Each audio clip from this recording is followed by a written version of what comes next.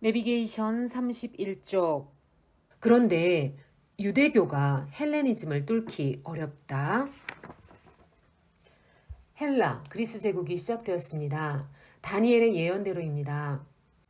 헬라 제국은 알렉산더 대왕이 승승장구하여 시리아라고도 하죠. 수리아, 팔레스타인, 이집트, 바벨론, 인더스강까지 정복하면서 갑자기 10년 동안 생겨난 제국입니다. 그러나 대왕이 요절하자 막강했던 왕국은 그만 분열되고 말지요. 유대인들은 BC 200년까지 그 분열된 왕국 중 하나인 프톨레마이오스 왕조에 종속된답니다. 프톨레마이오스 왕조는 알렉산더 종족 헬라인, 그리스인이죠. 헬라인으로서 이집트를 통치하게 된 왕조입니다. 그러면서 옆에 붙어있는 팔레스타인까지 다스리게 된 거죠. 프톨레마이오스 2세는 최초의 구약 번역 성서 헬라어역 70인경, 물론 현대의 구약 성경과는 다르죠. 그 70인경을 발간했습니다. 성경 번역 역사의 지평을 여는 획기적인 업적이었죠. 이런 게 다 사람이 하는 일이 아닌 거예요. 하나님의 섭리죠.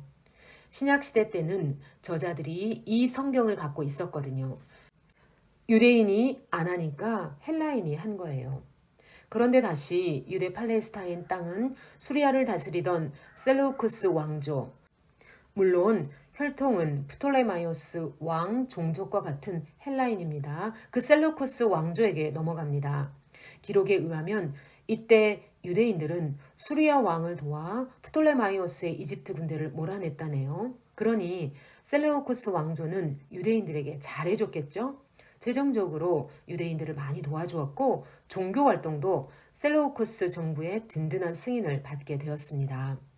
이 즈음에 셀레우쿠스는 바벨론과 메소포타미아 유대인 가정 2000세대, 포로로 잡혀갔다가 유대로 돌아가지 않고 그대로 눌러앉아 살고 있던 2000세대를 리디아와 부르기아 지방은 사도 바울 선교회 때 나오는 지방인데 그 부르기아 지방으로 강제 이주시켰습니다. 이때로부터 바벨론 지역에 살던 포로 후손들은 서방으로 본격적으로 퍼져나갔습니다. 디아스포라 유대인이 된 거죠. BC 170년 경쯤에는 바벨론, 예루살렘, 갈릴리는 물론이고 요빠, 요단강 건너편 지역, 부르기아, 리디아, 카스피에, 남동 해안 지방, 이집트, 알렉산드리아, 구레네에 퍼져나가 살게 되었습니다. 문제는 그 이유였습니다. 헬라 스타일로 사는 것이 얼마나 이득이 되는지를 유대인이 배우기 시작했습니다. 헬라 문화를 유입하자 이렇게 주장하는 개혁파 유대인들이 나타난 거죠. 그들 중에 야손이라는 사람은 헬라에 돈을 주고 대제사장직을 샀습니다. 보수파 대제사장 오니아스 3세를 갈아치워 버립니다. 뭐 때문에 유대인으로 살면서 손해를 보냐? 적당히 헬라인들과 타협하자라고 하면서 예루살렘 성은 점점 헬라 국법을 따르기 시작했고 신식 개혁파들은 할례도 무시했습니다. 그뿐만 아닙니다. 속살이 헬라인 셀루코스 왕조의 안티오코스 4세가 왕이 되었을 때는 반유대적인 칙령을 발표합니다. 자기들의 정체성인 헬레니즘을 지켜야 할 위기가 왔기 때문입니다. 왜냐? 이 즈음 직접적으로 로마가 조여오고 있었습니다. 그러다 보니 자기네 문화와 종교를 유지하려는 몸부림이 유대교 핍박으로 나타난 것입니다. 유대교 성전은 올림피안 제우스라는 헬라 이름의 신전이 되었고 돼지고기가 제물로 바쳐졌습니다. 멸망하게 하는 가증한 것, 다니엘서에 나오죠. 그 멸망하게 하는 가증한 것이었습니다. 율법, 안식일을 지키거나 할례를 하면 사형이었습니다. 안팎으로 유대 정신은 진멸될 위기였습니다. 개혁파 유대인들은 헬라를 따르고 헬라인들은 유대 정신을 박탈하고 유대교는 과연 끝나버릴 것인가? 유대인은 없어지는가? 이런 생각이 나시죠? 하시딤 운동 더하기 마카비 전쟁은 하스몬 왕조, 이것이 곧 장로들의 유전으로 발전하죠. 바로 이때 하시딤 운동이 일어납니다. 어떤 운동일지 감이 오시죠? 성경으로 돌아가자, 유대인으로 살자, 그 옛날 에스라의 종교개혁을 잊었는가? 라고 하면서 반 헬라 문화를 주창하는 보수파 유대인 무리들의 봉기입니다. 그들은 정말 진지하게 다시 율법을 묵상하고 연구하고 싶어 했습니다. 헬라가 압박하면 할수록 더 강력하게 율법의 의미를 묻기 시작했습니다. 제사 제도로서의 의식뿐 아니라 정말 유대인에게 율법이란 무엇인가를 심각하게 해석했습니다. 그리고 율법에 순종했습니다. 바로 이 정신이 이어져서 생긴 실체가 소위 신약 성경에 나오는 장로들의 유전이 된 것입니다. 이런 하시딤 운동을 통해 서기관들이 탄생하기 시작했습니다. 말씀의 부흥입니다. 손가락 표시. 사실은 이렇게 좋은 의미에서 시작되었던 하시딤 운동이 계속해서 전통이 되어 흘러갑니다. 장로들의 유전을 가르쳐서 서기관을 만드는 고등교육기관으로 제도화될 만큼 이 하시딤 운동은 새로운 유대교 새 에너지가 된 것입니다. 예수님 당시에는 이 장로들의 유전을 해석하는 방법이 회당에서 가르쳤던 공교육의 커리큘럼이 되었습니다. 바로 이것을 미시나라고 합니다. 미시나를 기록으로 남겨서 편찬한 것이 탈무드이고요. 그러므로 예수 생애를 읽을 때 그토록 많이 나오는 서기관과 바리새인들이 장로의 유전, 이런 용어들은 쉽게 탈무드라고 해도 과히 틀리지 않습니다. 이렇게 시작은 필연적이었고 하시딤 운동은 유대교와 그 정신을 지키려는 남은 자들의 몸부림이었습니다. 그러나 율법 그 자체와 같은 권위를 갖게 되고 타락한 지도자들의 손에 들려졌을 때 문제가 되기 시작한 것입니다. 이들은 율법을 유대인 속에 다시 불어넣기 시작했습니다. 유대교가 퇴색할 위기에 유대 정신을 새롭게 살려낸 사람들입니다. 다시 영적 운동이 일어났습니다. 에스라 운동처럼 말입니다. 구석구석 회당을 중심으로 율법의 등불은 꺼지지 않고 살아남았습니다.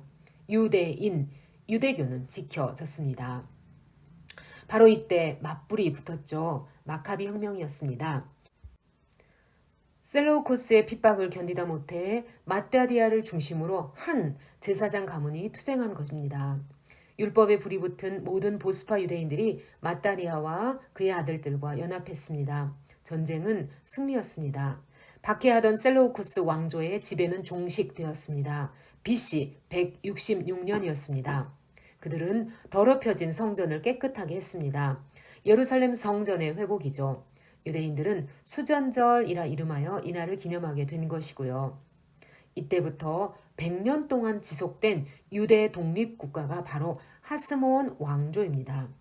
나라가 없어진 BC 600년 포로기 시작부터 AD 1948년 이스라엘이 독립전쟁으로 독립국가가 비로소 된 연도죠. 그 AD 1948년 동안의 2550년가량의 역사 중 이 100년이 유일하게 독립국가로 있었던 시기입니다. 바로 하시딤 운동이 모티브가 된 하스몬 왕조는 앞으로 어떤 역사를 기록할지 상상이 되시지 않습니까? 제2의 에스라 공동체처럼 될 수밖에 없지요. 유대교를 지켜낸 100년의 세월, 위대한 전환점이었습니다. 열심히 율법을 연구하고 분석하고 지키려는 운동이 계속 발전해 나갔습니다. 장로의 유전, 소위 구전으로 전해진 학자, 장로들의 유전은 점점 축적되어 갔습니다. 로마의 폼페우스가 하스몬 왕조를 정복하는 BC 63년까지 말입니다. 이 대목에서 꼭 찍어내야 할 이야기, 헤롯 가문의 출현. 자, 여기 하스몬 왕조 때 반드시 찍고 지나가야 할 사건이 있다는 것 알고 계시죠? 하스몬 왕조가 에돔 종족을 정복해서 영토를 넓혔고 이 종족이 바로 헤롯 가문이 된다는 사실 말입니다. 예수님의 생애와 처음부터 얽혀있는 헤롯 가문이 등장하는 순간이 이때입니다. 아니, 유대인들이 에돔을 정복했는데 어떻게 예수님 당시 헤롯 대왕이 유대를 다스려 거꾸로? 이런 생각이 나시죠? 글쎄 그렇게 됐다니까요. 유대인들에게 조공을 바치고 섬기고 있던 헤롯 가문이었는데 말입니다. 어떻게 된 얘기인지 들어보실래요? 로마 제국이 식민지를 넓혀갈 때 주로 싸움을 잘하는 장군들이 앞서서 영토를 점령했듯이 로마 사람 폼페이우스 장군도 그중 한 사람이었어요. 헬라의 셀로우코스 왕조를 무너뜨리려고 아시아 쪽, 그러니까 구약식으로 말하면 메소포타미아, 바벨론, 아수르, 수리아 쪽, 그 아시아 쪽 방향으로 진격해서 다메섹을 정복합니다. 그러니 당연히 유대 하스몬 왕조의 땅 팔레스타인도 사정거리 안에 들어온 거죠. 바로 이 순간을 헤롯 가문이 놓치지 않은 겁니다. 로마 제국의 폼페이오스에게 붙은 거죠. 하스몬과 유대인에게 조공을 바치고 섬겼었는데 배신을 합니다. 승전 1세기 폼페이오스를 도와서 유대를 공격합니다. 이렇게 공을 세운 헤롯 가문은 으스대면서 거꾸로 유대인에게 호령하게 된 거라 이 말입니다. 이리하여 BC 63년 로마가 유대를 침공하게 된 첫 단추부터 AD 70년 유대인들이 다시 독립투쟁 혁명을 일으키게 되는 유대전쟁 때까지 헤롯 가문은 유대인의 역사 속에서 꼽사리처럼 끼어들게 되었습니다. 로마와 헤롯 가문 둘이 세트로 유대의 통치자가 됩니다.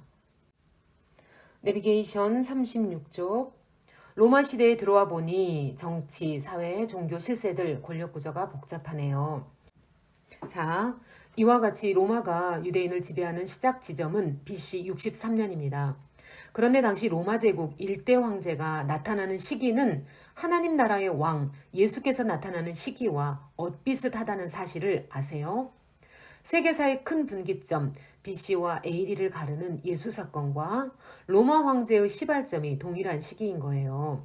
왜냐하면 일대 로마 황제 옥타비오누스, 아구스토죠. 그 옥타비오누스인데 그 연대가 BC 27년에서 AD 12년이거든요. 이 기간 안에 예수께서 탄생하시는 거 맞죠? 신기하죠? 그리고 예수께서 활동하시는 30세쯤 되셨을 때는 2대 황제 티베리우스 가이사가 AD 12년에서 37년 동안 다스리거든요. 이렇게 로마 황제 옥타비아누스 아구스토가 일대 황제로 떠오를 때 유대에서는 안토니우스에 붙었던 헤롯이 안토니우스로부터 대왕의 칭호를 받아냅니다. 그래서 예수님 탄생 때는 일대 황제 아구스토와 대헤롯이 무대에 등장하는 거지요. 우리는 구약의 끝 에스라 공동체가 만들어낸 유대인, 유대교, 유대 정신은 어떻게 400년 역사 속에서 없어지지 않고 흘러왔는가를 보고 있는 중인데요. 그 정신은 마카비 혁명 때 다시 전환점을 맞았다는 것을 알게 되었습니다. 그 100년을 지나오면서 장로들의 유전, 율법 연구를 통해 아주 단단한 언약 공동체 시스템을 구축했다는 사실을 알게 되었습니다. 이제는 그 유대인의 후손들이 로마 시대, 예수님 시대로 넘어왔습니다. 우선 여기 들어와 보니 유대인들은 전 세계에 흩어져 있네요. 어쨌거나 팔레스타인 땅에 살고 있는 사람들, 갈릴리, 사마리아, 유대죠. 그 팔레스타인 땅에 살고 있는 사람들, 그리고 팔레스타인 땅 언저리에 살고 있는 사람들, 그곳은 베레아, 이두메, 데가볼리, 두로, 시돈이겠죠. 그리고 기타 세계 모든 지역, 메소포타미아, 나바티아, 갑바도기아, 갈라디아, 아시아, 알렉산드리아, 헬라, 로마, 이 모든 지역에 흩어져 살고 있습니다. 이렇게 흩어져 사는 디아스포라의 역사가 1948년까지 계속되니 참 길고도 긴 세월 아닙니까? 자, 이제 예수님 시대의 팔레스타인으로 들어와 보니 헬라 시대와는 많이 다른 모습이네요. 로마 황제 헤롯 대왕 분봉왕은 대왕이 죽을 때 그 아들들에게 땅을 분배하면서 생긴 왕의 직함인데, 그렇게 로마 황제 헤롯 대왕 분봉왕들이 왕관을 쓰고 높은 곳에 앉아 있습니다. 정치 실권자들의 구조가 복잡하네요.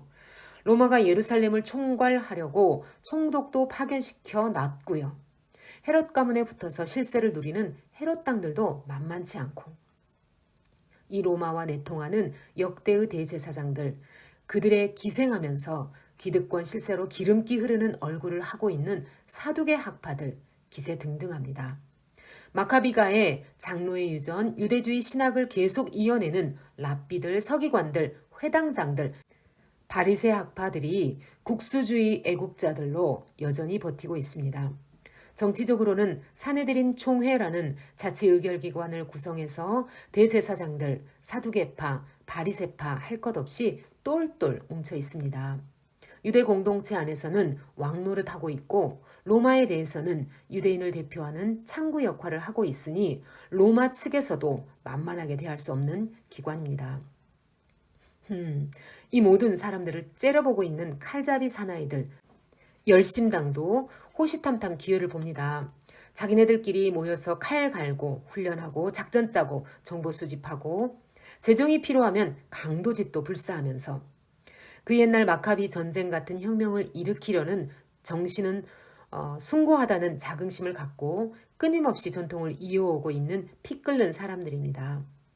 결국 이 열심당원들이 중심이 되어서 AD 66에서 70년간 유대 전쟁을 일으키고야 말지요. 최후 마사다 전투 그 얘기입니다. 난 이도저도 속세는 다 싫다. 그저 조용히 광야에서 성경을 연구하고 필사하며 살련다. 이런 사람들은 에세네 공동체, 쿰난 공동체 같은 수도원 운동 성격의 삶을 살고 있습니다. 세상과 결별하고 인연을 끊고. 그럼 보통 사람들은 어떻게 살고 있을까요? 사실 사는 게 우리와 크게 다르겠습니까? 보통 사람들이나 위에서 얘기한 특별한 사람들이나 한 인간으로서 사는 것은 똑같습니다.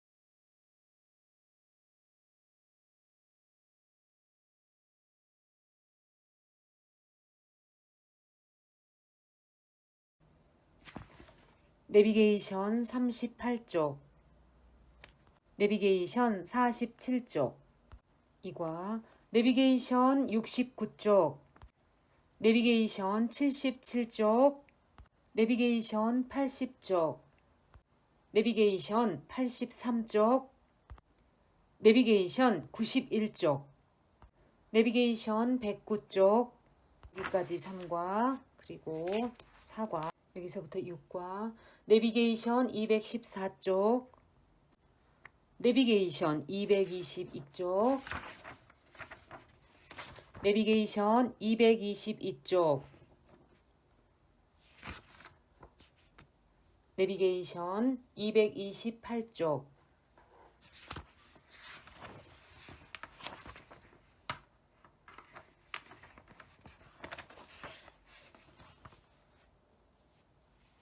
내비게이션 234쪽,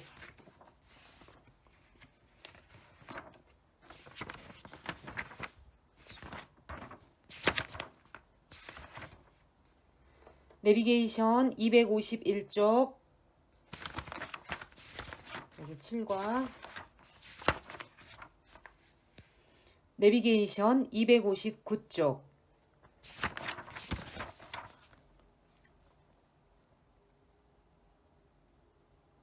내비게이션 263쪽,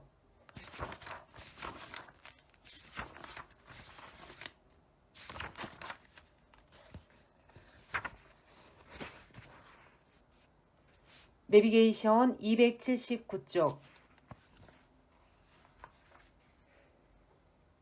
그 다음에 12과로 가서 12과,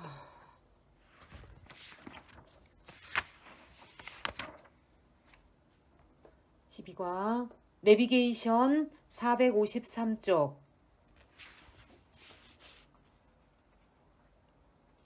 내비게이션 460쪽,